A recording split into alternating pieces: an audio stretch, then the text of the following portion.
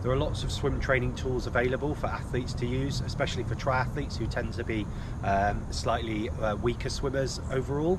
So we're going to have a look at some of the products available that will help you with your swim training this winter.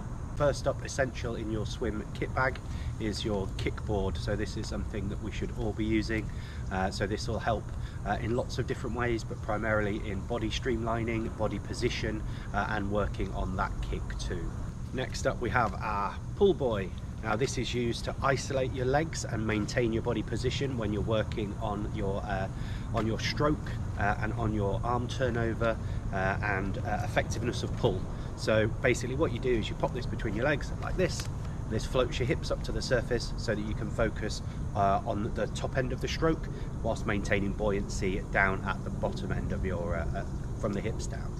Next up, and really underrated for me, is the snorkel.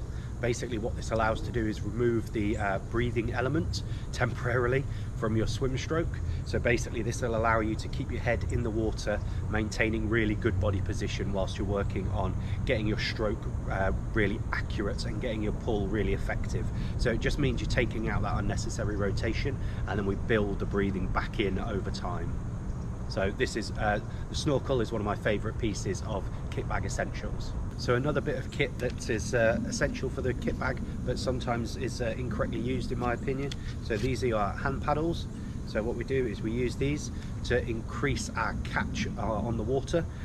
So we can use these from a strength training perspective, but also from a technique perspective. Now it's really important that you get the right size. So if you have a smaller hand, use a smaller paddle, because otherwise you can cause yourself some injuries in your shoulders and back. So make sure you get the right size for you when you're purchasing your paddles. So finally, in your swim kit bag essentials is your swim fins. So we use these for body alignment, for positioning drills, and to increase the effectiveness of your kick.